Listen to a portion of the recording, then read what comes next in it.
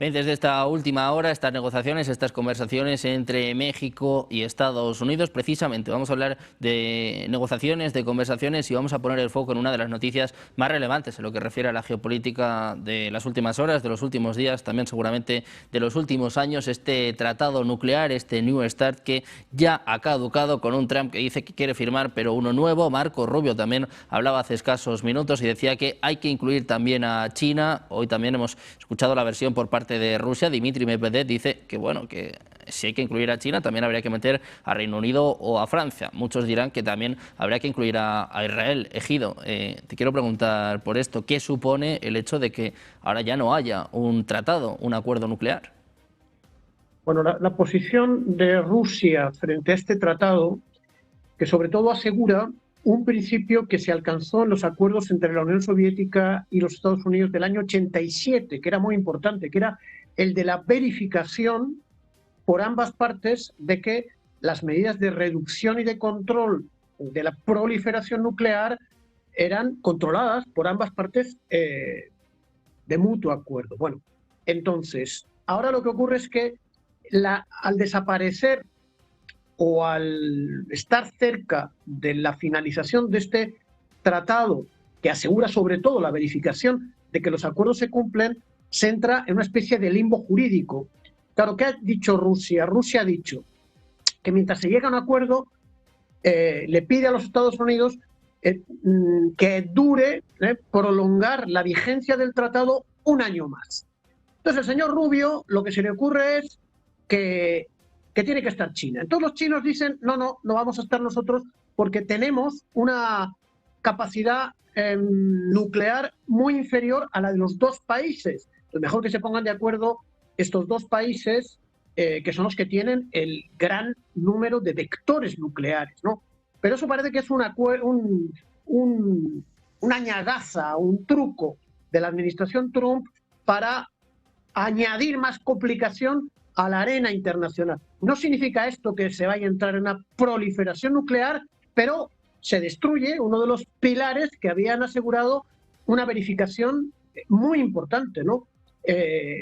Bueno, pues así está la cosa, ¿no?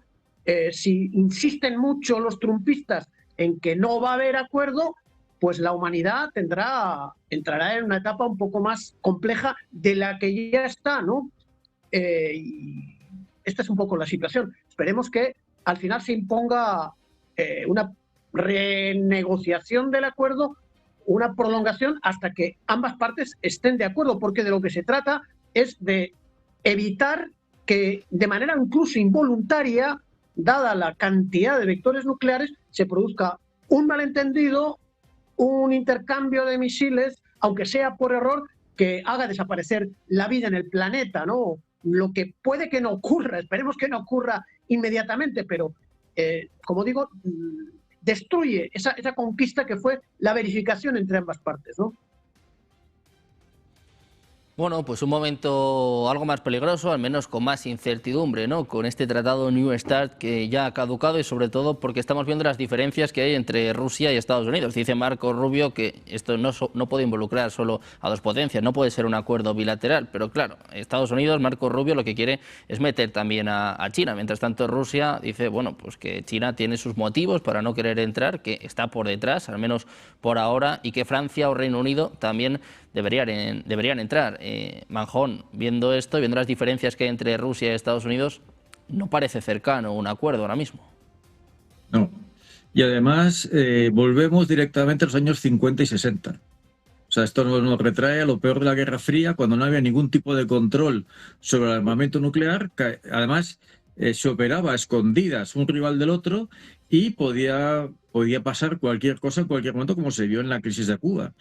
Entonces, es una noticia bastante preocupante. Además, porque si nos fijamos, en los últimos 30 años han saltado por los aires todos los tratados de limitación del armamento nuclear. Y además coincide con el proyecto de la cúpula dorada de Donald Trump y sobre todo con un rearme nuclear que Estados Unidos tiene que hacer si no quiere quedarse retrasada respecto a los rusos, que va a traer inversiones colosales. Entonces yo creo que en Estados Unidos no hay el menor interés Primero, porque ahora mismo está en una situación de inferioridad técnica frente a los rusos que tienen que mejorar de alguna manera. Y segundo, porque hay mucho dinero. O sea, el negocio del armamento nuclear es colosal. Es un gasto absolutamente inútil que nunca ha servido para nada, pero que las dos grandes potencias la tienen que hacer pues, por cuestiones obvias de marcar su territorio. La inclusión de China por Marco Rubio, digamos que ha sido una ñagaza para dinamitar estas negociaciones. O sea, China evidentemente es un poder militar, político y económico, ahora mismo más económico que militar, pero no tardará en serlo militar, que desafía mucho más directamente a los Estados Unidos que Rusia. Y ahora mismo los chinos tienen solamente 600, se calcula, 600 ojivas nucleares, frente a las miles que tienen Rusia y China. Entonces, evidentemente, China no quiere tener una potencia nuclear jibarizada, mientras Rusia y Estados Unidos disponen de miles de cabezas. Por lo tanto, China jamás va a entrar en un pacto de este estilo. Y luego, hombre, se inicia también esto, es un poco levantar la veda del armamento atómico. Es decir, a partir de ahora, pues por ejemplo, ¿qué le impide a Pakistán, a la India o países que ya tienen, que tuvieron la bomba atómica? Por ejemplo, puede ser Sudáfrica, Argentina desarrolló un programa de armamento nuclear, Brasil. ¿Por qué no lo van a tener ellos? Cuando ya no hay ningún tipo de límite legal entre las grandes potencias, es muy difícil imponer el Tratado de No Proliferación a países que sí se pueden dar ese lujo. O, por ejemplo, el propio Irán. Irán, recordemos que no tiene bomba atómica, entre otras cuestiones, por vetos de carácter religioso. Pero vaya usted a saber hasta qué punto la religión puede ser más fuerte que la autodefensa. Entonces, lo que tenemos abierto es un camino, una autopista hacia el caos. Que repito, llevamos 30 años viendo saltar uno tras otro todos estos límites. Tanto los balísticos, las fuerzas antimisiles, todos estos pactos han saltado uno detrás de otro. Y bueno, eso no es ninguna buena señal. Y de hecho, está claro que no hay ninguna intención de mejorar las cosas, porque para hacer estos tratados, hombre, se convocan expertos, se hacen comisiones, se establecen contactos entre las partes antes de iniciar una negociación seria del tratado, y no ha habido nada de eso, con lo cual no ha habido en ningún momento la menor intención. Y posiblemente por eso ahora mismo en Omán se ha acordado en los Emiratos creo que se ha acordado el contacto a alto nivel entre la cúpula militar rusa y la americana. Posiblemente porque se han dado cuenta que no se va a llegar a ningún pacto ni a ninguna limitación y por lo tanto es muy urgente renovar los sistemas de comunicación entre Moscú y Washington para evitar pues, que se produzca alguna catástrofe.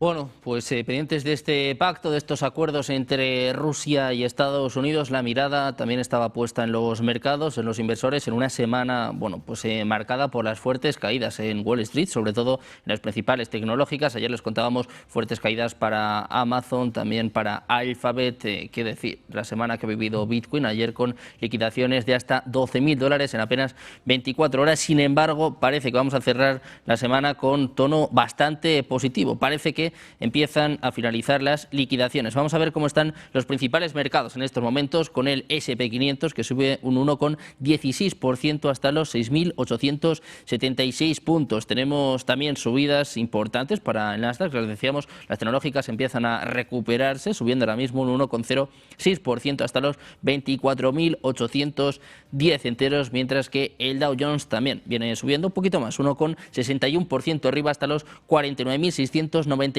puntos, acercándose ya incluso al nivel clave a los 50.000 enteros. Vamos a mirar las que más están subiendo. En la nota negativa les decíamos antes que teníamos fuertes caídas para Amazon, hoy de nuevo cayendo en el entorno del 8%, vemos a Shopify cayendo un 2,95%, Alphabet también sigue profundizando las pérdidas, sobre todo por las dudas en torno a la inteligencia artificial, hoy Alphabet pierde un 2,59%. En la nota positiva tenemos a MicroStrategy, ayer Ayer hablaba Michael Saylor, después de estas fuertes caídas de Bitcoin, y viene disparada. Strategy sube un 17% en estos momentos. Es bueno, la que más está subiendo. ARM Holdings también sube un 9,39%. Tenemos entre los microchips, entre las empresas de microchips, a Advanced Micro Device con subidas del 6,44%. Nvidia también disparada, 6,16% arriba. En este contexto tenemos también el foco puesto en Bitcoin, que sigue recuperando, ahora mismo ya tocando los $68.000, 68.147, subidas del 2,36% en la última hora, intentando acercarse, intentando romper el nivel de los $70.000. Ethereum en segundo lugar, también con subidas en torno al 2% en la última hora, está intentando también recuperar los $2.000. Pendientes de los mercados de este viernes, en el que, bueno, parece que empiezan a recuperar los principales parques en Estados Unidos, las principales bolsas americanas. Nosotros vamos a seguir mirando precisamente a Estados Unidos y vamos a seguir hablando de este tratado nuclear, este New START, Aníbal, que, bueno, que ya ha caducado, parece que no hay acuerdo, parece que China tampoco está por la labor de entrar y, sobre todo, pues que Trump no va a firmar este acuerdo. Rusia, hay que recordarlo, propuso extenderlo al menos un año. Sí, Sergio, la expiración del nuevo START marca sin duda el fin de un control de armas bipolar. Yo creo que, sin embargo, desde mi punto de vista ya estaba muerto desde el año 2023, aproximadamente. El interés de Estados Unidos creo que es congestionar más la geopolítica mundial, provocar esa demora, intentando traer a China, que tiene en este momento no más de 500, creo yo, desde mi punto de vista, que me perdonen los compañeros si diferimos un poco, de 500 bombas nucleares aproximadamente, nunca se sabe a ciencia cierta, pero también tenemos una Israel, por ejemplo, que puede tener la capacidad de entre 90 y 400 bombas nucleares. Y aquí no se habla de colocar a Israel dentro de ese control tampoco. ¿Por qué razón? ¿Por qué dejamos unos afuera e intentamos traer a otros? En este caso, el intento de traer a China es justamente para comprometer un poco más también la situación geopolítica de China, sin lugar a dudas. No tiene sentido ninguno cuando estamos hablando de que Estados Unidos posee más de 5.000 bombas nucleares y alrededor de cerca de las 6.000 bombas tiene Rusia. Entonces no hay nadie en el mundo que llegue a las cantidades que estas dos potencias nucleares tengan tal cantidad, ¿no? La amenaza en realidad, igual de cualquier manera, está en una potencia que tenga una bomba nuclear. Es suficiente. Como decía el compañero, depende de qué anormal en algún momento se le antoje utilizar una bomba nuclear por algún motivo banal, tal vez.